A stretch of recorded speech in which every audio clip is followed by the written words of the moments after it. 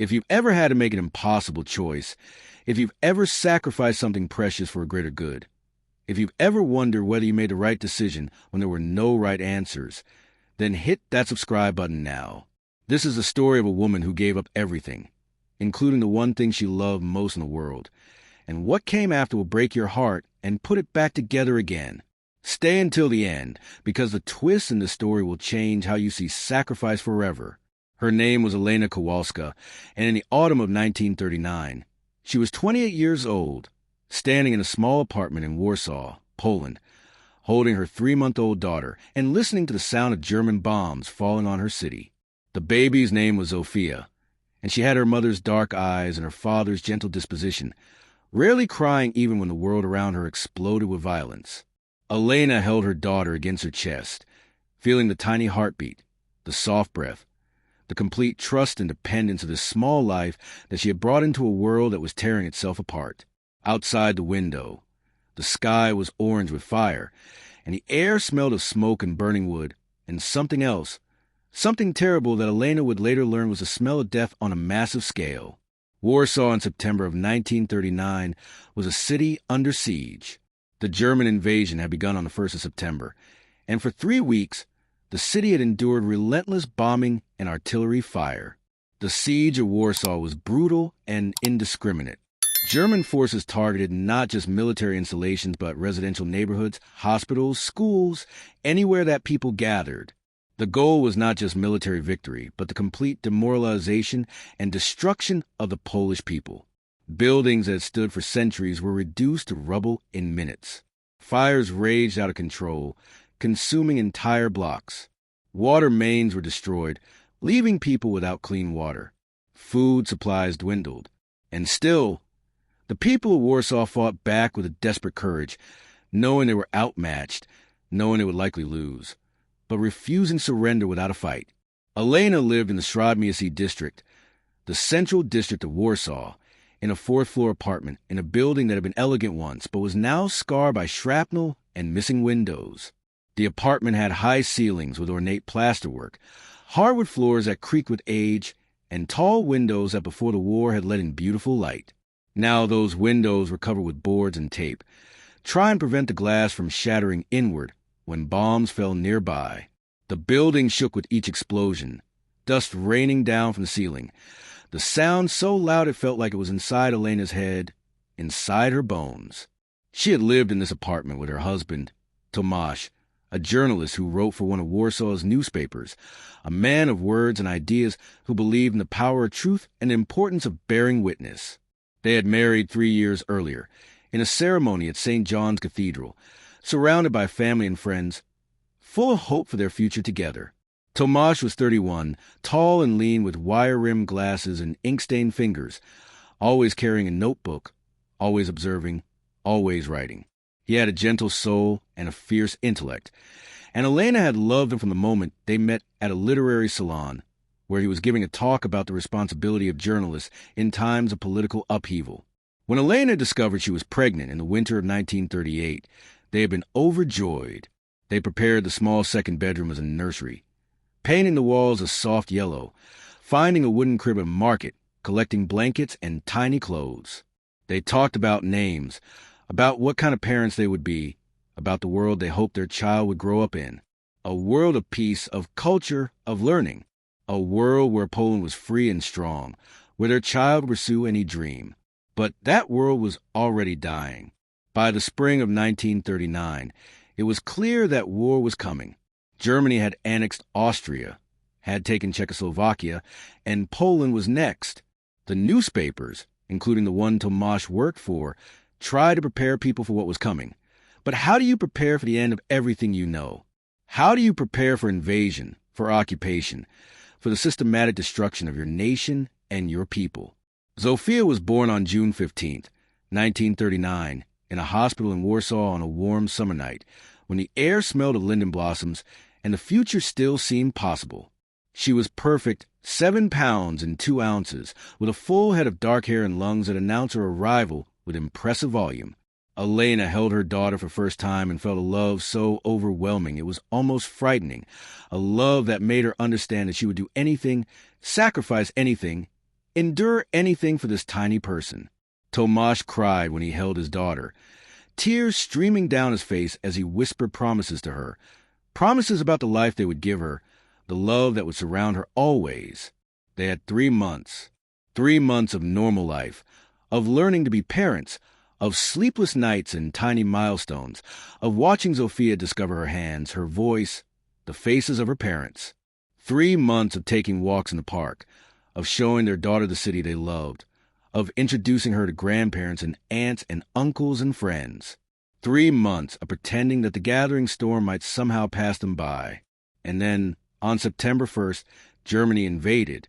The Luftwaffe bombers came in waves, targeting the city with ferocity that was designed to break the spirit of the people. The Polish military fought bravely, but was overwhelmed by superior numbers and technology. The government fled Warsaw, heading east, leaving the city to defend itself. And ordinary people like Elena and Tomasz, found themselves in the middle of a war zone, trying to survive, trying to protect their families, trying to hold on to their humanity in the face of inhuman violence. Tomasz continued to work as a journalist, even as the siege intensified. He believed it was essential to document what was happening, to bear witness to the crimes being committed, to ensure that the world would know the truth. He went out into the streets with his camera and his notebook, photographing the destruction, interviewing survivors, writing articles that he knew might never be published, but that he wrote anyway, because someone had to record what was happening. Elena begged him to stay home, to stay safe, but he told her that this was his duty, that if people like him didn't document the truth, then the truth would be lost, and the suffering would be meaningless. On September 25th, a bomb hit the building next to theirs. Elena was in the apartment with Zofia when it happened. The explosion was so loud and so close that for a moment Elena thought their building had been hit. The walls shook, plaster fell from the ceiling, and the windows had somehow survived until then shattered inward, sending glass flying across the room.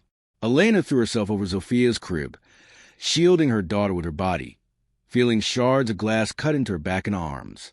When the dust settled and Elena could breathe again, she checked Zofia and found her miraculously unharmed, crying from a noise but not injured. Elena's back was bleeding, her arms were cut, but she didn't care. Her daughter was alive. That night, Tomasz came home late, covered in dust and blood that wasn't his own.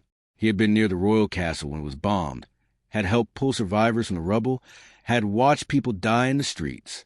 He sat at their kitchen table with his head in his hands and told Elena that the city couldn't hold out much longer, that the Germans were closing in, that when they took the city, things would get much worse. He had heard rumors, reports from other occupied territories, about what the Germans did to the people they conquered. Mass arrests, executions, deportations. And for Jews, it was even worse. The Germans had a particular hatred for Jews, a systematic plan to eliminate them. Elena was not Jewish, but Tomasz was. His family had lived in Warsaw for generations, were assimilated, secular, considered themselves Polish first and Jewish second. But to the Germans, that wouldn't matter. Jewish was Jewish, and that meant death. Tomasz told Elena that she needed to take Zofia and leave the city, go to her family in the countryside, get as far from Warsaw as possible. Elena refused. She would not leave him. They were a family, and they would stay together no matter what happened. Warsaw surrendered on September 27, 1939. The siege had lasted 28 days, and the city was devastated. Thousands of civilians were dead, tens of thousands wounded. Entire neighborhoods were destroyed. And now the Germans marched in victorious, and the occupation began. The first months of occupation were a time of adjustment to a new and terrible reality. The Germans immediately began implementing their plans for Poland. The country was divided, with the western portion annexed directly into Germany and the central portion, including Warsaw, designated as a general government, essentially a colony to be exploited for resources and labor. Polish culture was to be destroyed, Polish intellectuals eliminated, the Polish people reduced to a slave labor force for the German Reich. For Jews, the persecution began immediately. Jewish businesses were confiscated. Jewish professionals were forbidden from working. Jewish children were expelled from schools. Jews were required to wear white armbands with a blue Star of David. marking them as targets for harassment and violence. Random arrests and beatings became common, and there were rumors of worse to come, of plans to concentrate all Jews in specific areas, to separate them from the rest of the population.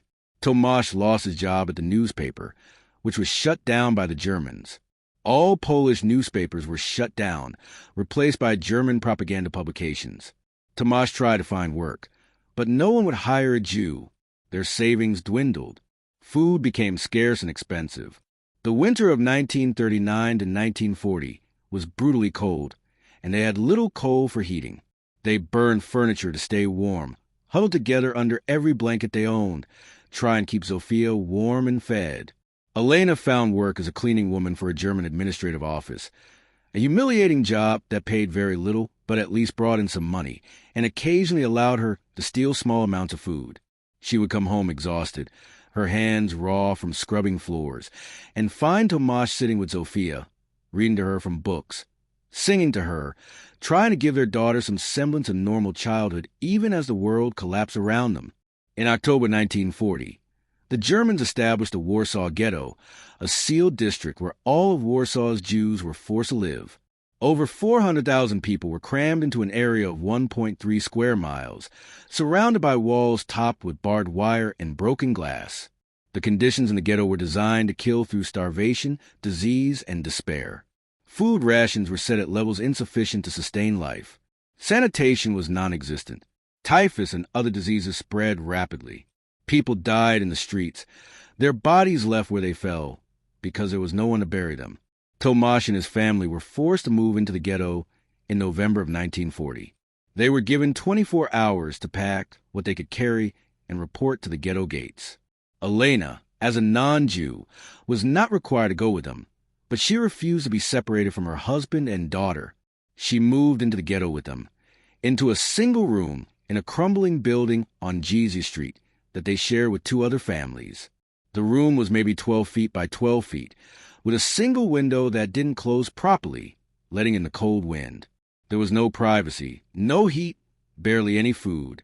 Zofia, now 16 months old, was learning to walk, but there was nowhere for her to play, no space for a child to be a child.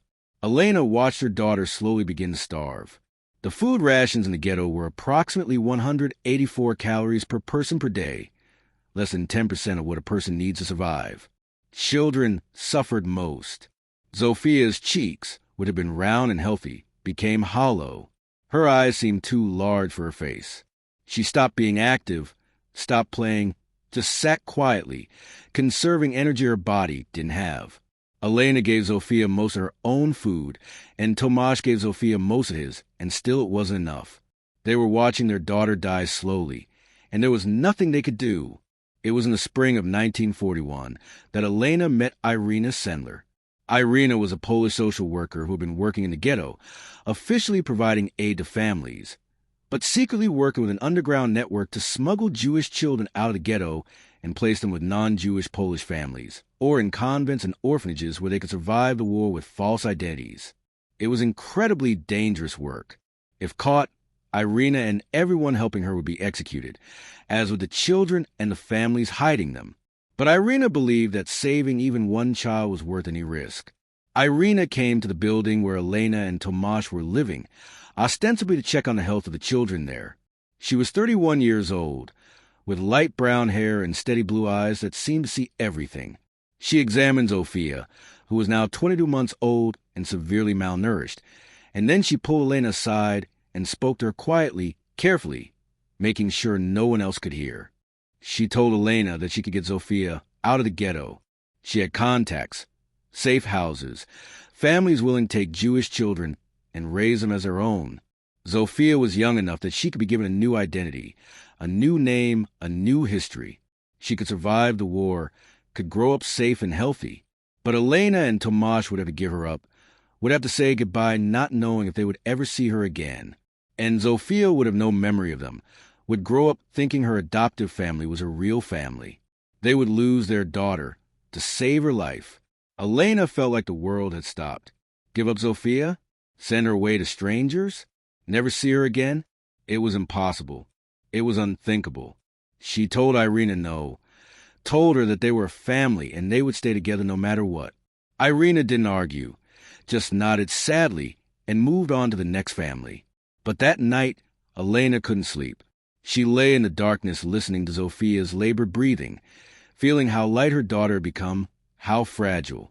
She thought about what would happen if they stayed in the ghetto. Zofia would die of starvation or disease, probably within months.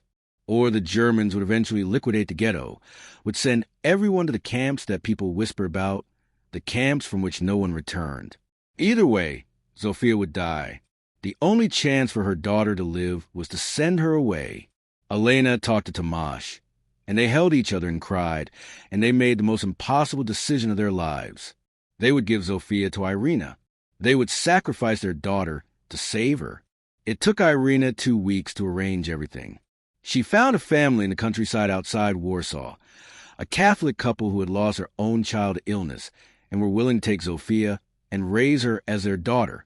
The couple's name was Nowak, and they were farmers, simple people but good people, people who were willing to risk their lives to save a Jewish child. Zofia will become Christina Nowak, born in their village, baptized in their church, with forged documents to prove it. The day came in May of 1941. Irina came to their room in the morning, carrying a bag with sedatives to keep Zofia quiet during the smuggling operation. Elena had dressed Zofia in the best clothes she had, a little dress that was too big now, because Zofia had lost so much weight. She had washed her daughter's hair, combed it carefully, tried to make her look as healthy as possible even though she was clearly malnourished. Tomasz held Zofia first, rocking her, singing to her in Yiddish, a lullaby his mother had sung to him. He told her that he loved her, that he would always love her, that she was the best thing that had ever happened to him. He kissed her forehead, her cheeks, her tiny hands, and then he handed her to Elena because he couldn't hold her anymore without breaking down completely. Elena held her daughter and tried to memorize everything about her, the weight of her in her arms, the smell of her hair, the sound of her breathing, the way her little hand curled around Elena's finger. She told Zofia that she loved her more than anything in the world, that she was doing this because she loved her, that someday, somehow, they would find each other again. She told her to be brave, to be strong, to live a good life. And then, before she could change her mind, before she could decide that she couldn't do this after all, she gave Zofia to Irina. Irina gave Zofia the sedative, a small dose that would make her sleep for a few hours. Within minutes, Zofia's eyes closed, and she went limp in Irina's arms. Irina placed her in a carpenter's box, a wooden toolbox with air holes drilled in the sides, padded with blankets. She closed the lid, and Zofia disappeared from view. Irina told Elena and Tomasz that she would get word of them when Zofia was safely placed, that she would keep a record where Zofia was, so that after the war, if they survived, they could find her. And then Irina left, carrying the box, carrying Elena's daughter away. Elena collapsed. She fell to the floor and sobbed, a sound of grief so profound it didn't seem human. Tomasz held her, and he was crying too, and they stayed like that for hours, holding each other, mourning the loss of their child even though they had chosen it, even though it was the only way to save her. The next days were the darkest of Elena's life. She moved through them like a ghost, barely eating, barely speaking. The room felt empty without Zofia, without her sounds, her presence, her need. Elena's arms ached to hold her daughter. Her breasts, which had still been producing some milk despite her own malnutrition, became painfully engorged and then dried up, her body recognizing that her baby was gone. She felt like she had died, like the person she had been. Elena, the mother, had ceased to exist. But slowly, very slowly, something else began to grow in the space left by grief. Anger. A cold, focused anger at the Germans who had done this, who had forced her to give up her child, who were systematically destroying her people, her city, her world. And with the anger came a determination. If she had sacrificed her daughter, if she had given up the most precious thing in her life, then she had to make it mean something. She had to fight back. She had to do whatever she could to resist, to save others, to make the Germans pay for what they had done. Elena sought out Irina and told her that she wanted to help with the smuggling operation. Irina was hesitant at first, worried that Elena was too emotionally fragile, too consumed by grief. But Elena insisted, and eventually Irina agreed to let her help. Elena became part of Irina's network, which was called Zagota, the Council to Aid Jews. Her role was to help identify children who needed to be smuggled out, to convince parents to let their children go, and to help with the actual smuggling operations. It was heartbreaking work, asking parents to make the same impossible choice she had made, watching them say goodbye to their children, seeing their grief mirror her own. But it was also purposeful work, meaningful work. Every child they saved was a victory against the Germans, a life preserved, a future protected. The smuggling operations were incredibly dangerous and required enormous creativity.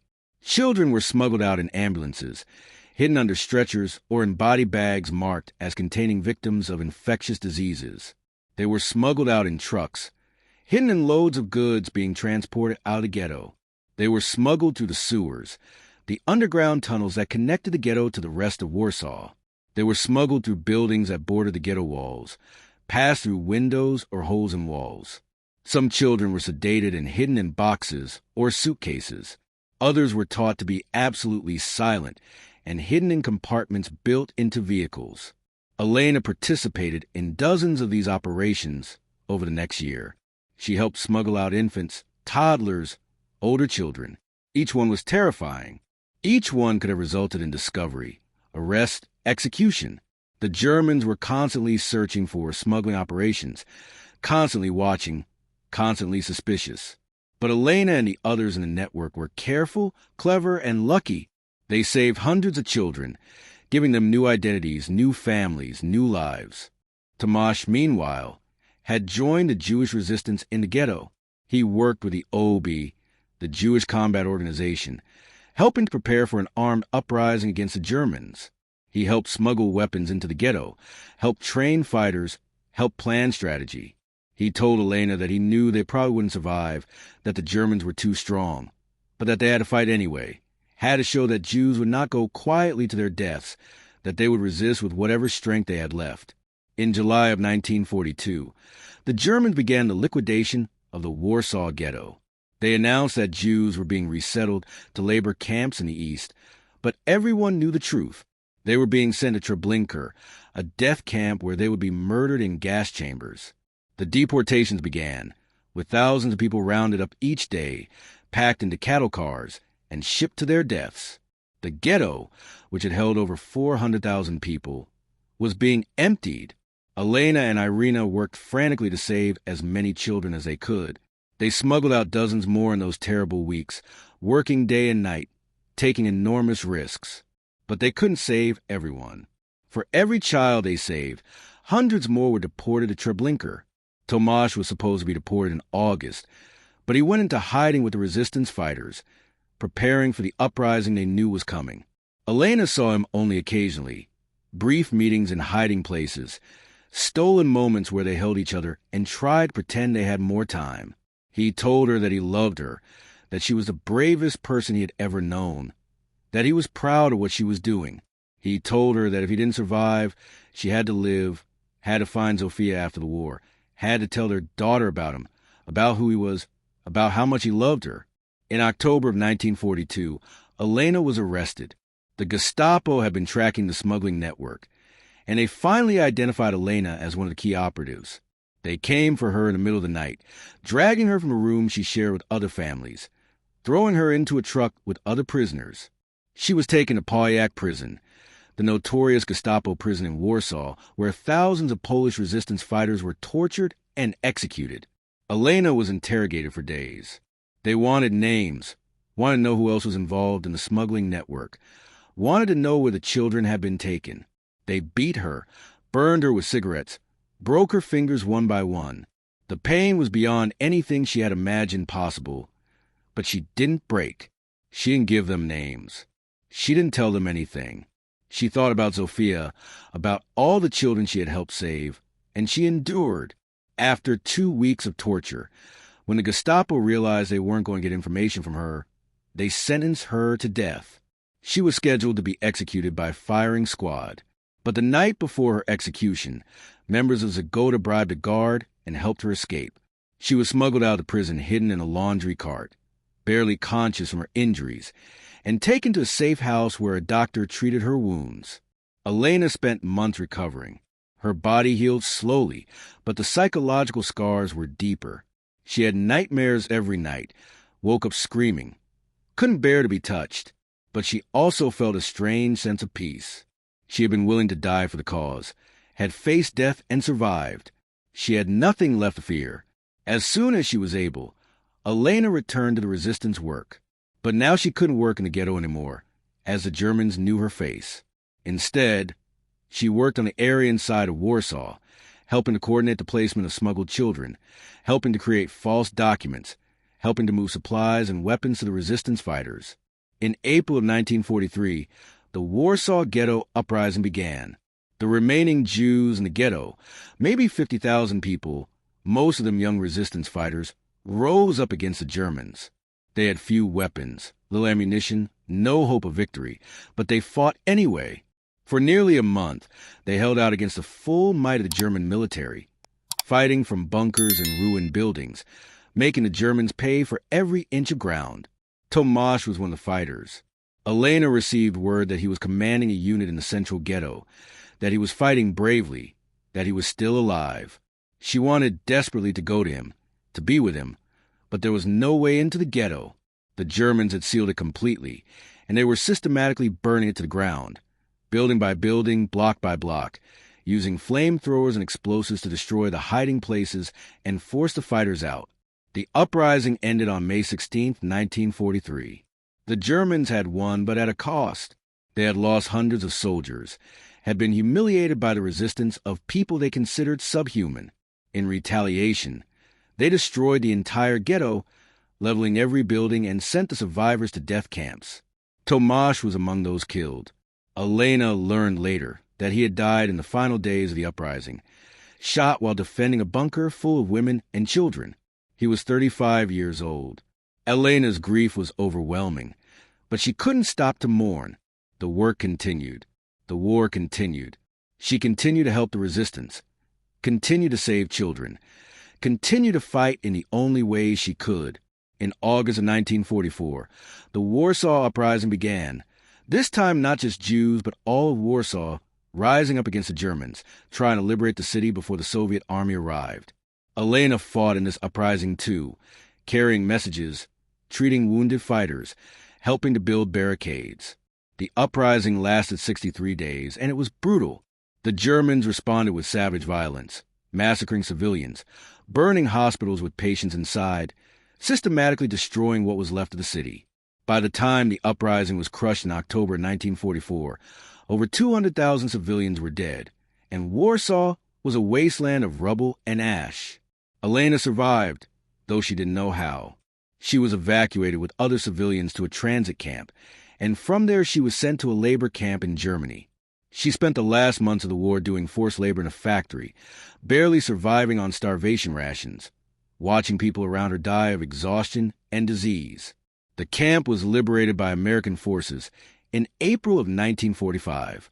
Elena was 34 years old, weighed less than 90 pounds, and had lost everything. Her husband, her home, her city, her daughter. She had nothing left except the memory of Zofia and the desperate hope that her daughter had survived, that the sacrifice had been worth it. Elena spent months in a displaced persons camp, slowly regaining her strength, trying to figure out what to do next. She learned that Irina Sendler had survived the war, had kept her records of all the children she had smuggled out, had hidden the records in jars buried under an apple tree. Elena found Irina, and together they began the work of trying to reunite children with surviving family members. Most of the children had no surviving family.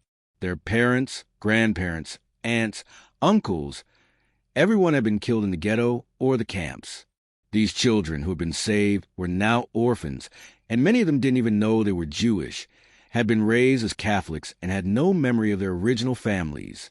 But Elena had survived, and she had a record of where Zofia had been placed. In the summer of 1945, Elena traveled to the village where the Nowak family lived, her heart pounding with hope and fear. What if Zofia hadn't survived? What if the Nowaks had been discovered and killed? What if Zofia was alive but didn't remember her? Didn't want to leave the only family she knew. Elena found the Nowak farm, a small property with a modest house and fields of wheat and potatoes. She knocked on the door, and a woman answered, Mrs. Nowak, looking older and more tired than Elena had imagined. Elena introduced herself, explained who she was, and asked about Zofia. Mrs. Nowak's face crumpled, and Elena's heart stopped. But then Mrs. Nowak smiled through her tears and called into the house, and a little girl came running out. She was 6 years old, with dark hair and dark eyes, healthy and strong and beautiful. She looked at Elena with curiosity, but no recognition. She had been 2 years old when Elena had given her up.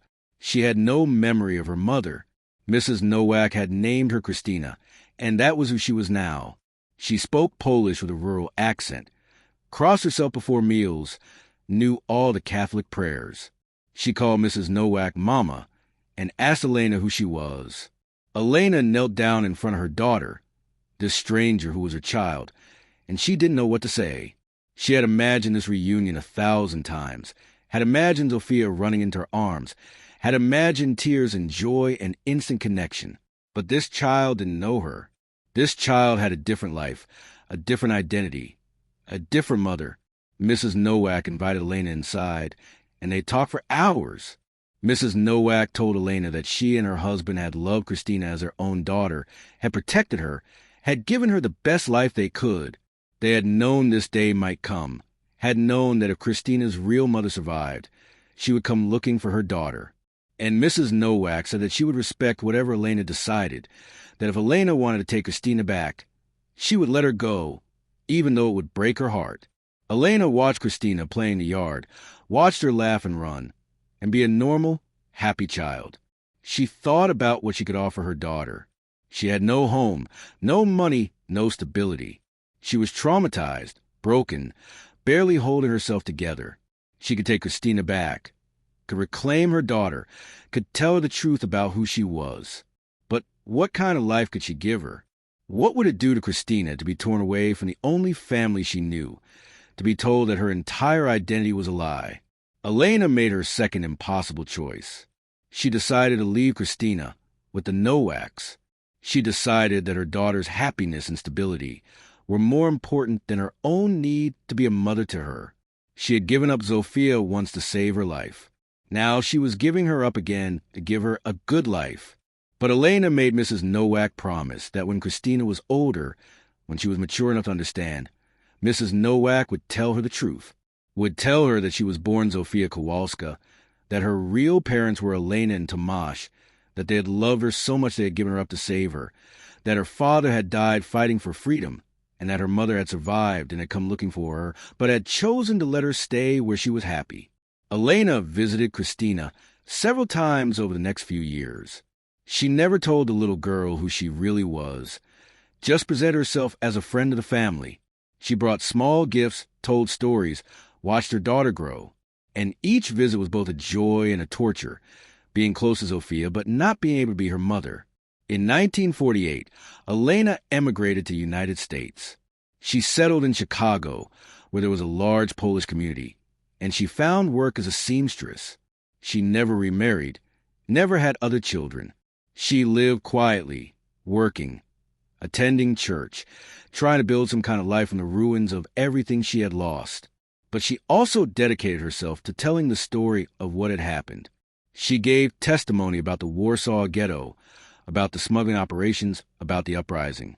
She worked with organizations documenting the Holocaust, ensuring that the world would know what had been done, that the victims would be remembered. She spoke at schools, at universities, at community centers, telling her story, telling Tomasz's story, telling the story of the thousands of children who had been saved by Irina Sendler and the Zgoda Network. In 1965, Elena received a letter from Poland. It was from Christina, who was now 26 years old. Mrs. Nowak had died the previous year, and on her deathbed, she had told Christina the truth about her origins. Christina had been shocked, confused, angry, but also curious. She wanted to know about her real parents, about her real history. She wanted to meet Elena, her mother, if Elena was willing. Elena flew back to Poland, her hand shaking the entire flight, not knowing what to expect. She met Christina in Warsaw, in a cafe near where their old apartment building had stood before it was destroyed. Christina was a beautiful young woman, a teacher, engaged to be married. She looked so much like Tomasz that Elena started crying the moment she saw her. They talked for hours. Elena told Christina everything. About her birth, about the ghetto, about the decision to give her up, about Tomasz and his death in the uprising, about the war and the resistance, and impossible choices that had to be made. Christina listened, cried, asked questions, tried to understand. At the end of their conversation, Christina told Elena that she didn't know if she could think of her as her mother. Mrs. Nowak had been her mother, had raised her, had loved her, but she was grateful for what Elena had done, grateful for the sacrifice that had saved her life. She wanted to stay in contact, wanted to build some kind of relationship, wanted to honor the memory of Tomasz, the father she had never known. Over the years, Elena and Christina built a relationship. It wasn't a traditional mother-daughter relationship, but it was something. They wrote letters, visited occasionally, shared their lives. Christina had children, and Elena became a grandmother. Though the children called her Aunt Elena, it wasn't what Elena had dreamed of, but it was more than she had thought she would have. Irina Sendler was recognized by Yad Vashem as righteous among the nations in 1965, honored for saving approximately 2,500 Jewish children from the Warsaw Ghetto. Elena attended the ceremony, one of dozens of women who had worked with Irina, who had risked everything to save children. They were heroes, though most of them never thought of themselves that way. They had just done what needed to be done. Elena lived to be 87 years old. She died in Chicago in 1998, surrounded by members of the Polish community who had become her family. Christina came from Poland for the funeral, and she spoke about Elena, about the mother she had barely known but who had given her life twice, once by giving birth to her and once by giving her up. At Elena's funeral, Christina revealed something that Elena had never known. After learning the truth about her origins, Christina had done research, had tracked down other children who had been smuggled out of the Warsaw Ghetto by Irina Sendler's network. She had found dozens of them, now adults with families of their own, and she had calculated that these children, the ones who had been saved, had gone on to have children and grandchildren. The 2,500 children that Irina's network had saved had become more than 10,000 descendants by 1998.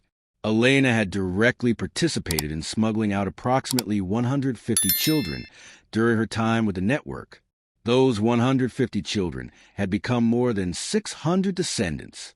600 people alive because of what Elena had done, because of the choice she had made to give up her own daughter and dedicate herself to saving others. Christina stood at her mother's funeral and told this story, told the assembled mourners that Elena Kowalska had abandoned her baby to save thousands. And what happened next was that those thousands lived and had children and had grandchildren and created a forest of life that grew from the ashes of the Holocaust. She said that Elena had made an impossible choice, had sacrificed her own happiness, her own motherhood, for a greater good. And that choice had echoed through generations, had created life where there should have been only death, had been an act of love so profound that it transcended the normal bounds of motherhood to become something larger, something that saved not just one child but hundreds, not just one generation but many. Christina said that she had struggled for years with anger at Elena for giving her up, with feeling abandoned and rejected. But as she grew older, as she had her own children, and understood the depth of a mother's love, she came to understand that Elena's choice had been the ultimate expression of that love. Elena had loved her daughter so much that she was willing to give her up, to live without her, to endure that grief, so that Zofia could live.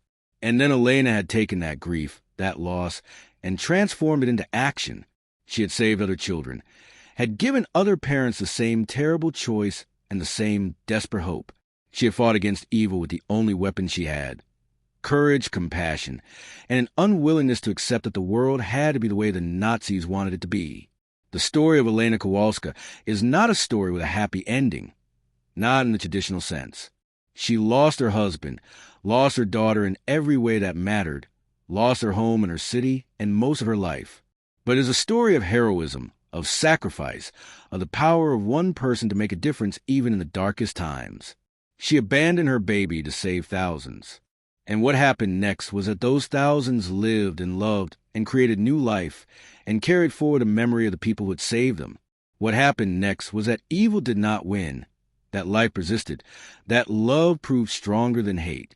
What happened next was that a mother's sacrifice became a legacy that would last for generations, a testament to the truth that sometimes the greatest love is expressed not in holding on, but in letting go.